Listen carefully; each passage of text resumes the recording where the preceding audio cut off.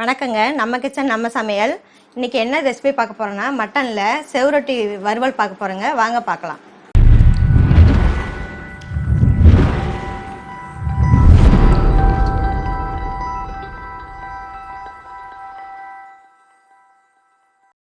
இப்போ இதை கட் பண்ணிக்கலாங்க. நம்ம கட் பண்ணிவிட்டு பீஸாக போட்டுக்கணும்.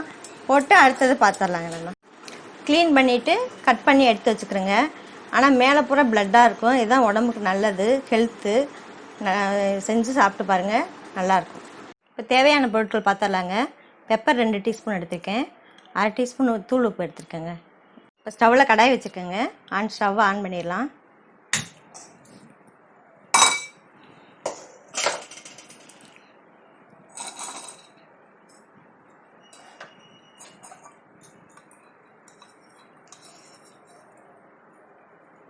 சட்டி காயிட்டுங்க. எண்ணெய் ஊற்றிடலாம்.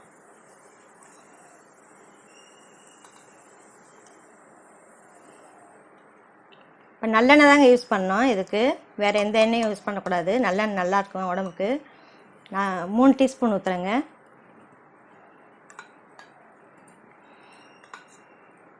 போதும் 3 டீஸ்பூனு. இதிலே தான் வேக விடணும்.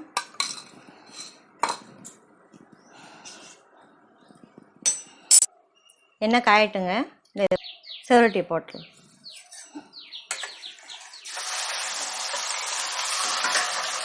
இந்த மாதிரி தான் இருக்குங்க. ப்ளட்டாக இருக்கும். நல்லா அவ்வளவுக்கு நல்லது உடம்புக்கு.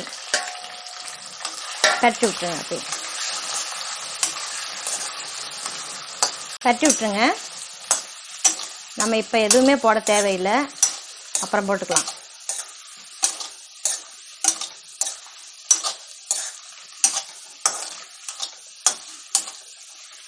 தட்டி விட்டுங்க.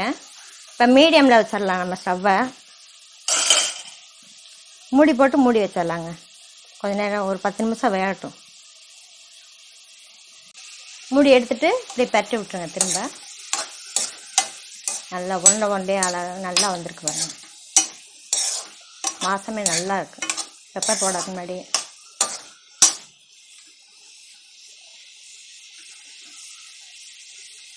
இப்போ நம்ம வெந்துருச்சான்னு இப்படி குத்தி வச்சு பார்த்துக்கலாங்க. இன்னும் கொஞ்சம் வேணும். மூடி போட்டு மூடி வச்சுருங்க, வேகட்டும். இப்போ மூடி திறந்து பார்த்துருவோங்க. வெந்துருச்சு.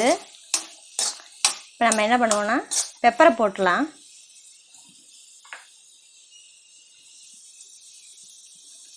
எடுத்து வச்சுருக்கிற 2 டீஸ்பூன் பெப்பரு போட்டலாம். உப்பு 1/2 டீஸ்பூன். உங்களுக்கு காரம் பத்தலைன்னா இன்னும் 1/4 டீஸ்பூன் 1/2 டீஸ்பூன் சேர்த்து போட்டுக்கோங்க. பெப்பரை தூக்கலாக வேணும். செஞ்சு சாப்பிட்டு பாருங்கள், உடம்புக்கு ரொம்ப நல்லது. குழந்தைங்களுக்கு கொடுங்க. இப்போ கையில் வச்சிடலாம். இப்போ வெந்து முடிச்சிருச்சுங்க. எல்லாம் போட்டு முடிச்சாச்சு. பெப்பரு உப்பெல்லாம் போட்டு முடிச்சாச்சு. இப்போ நல்லா ஃப்ரீ ஆயிடுச்சுங்க. ஸ்டவ்வை ஆஃப் பண்ணிடலாம். அவ்வளோதாங்க.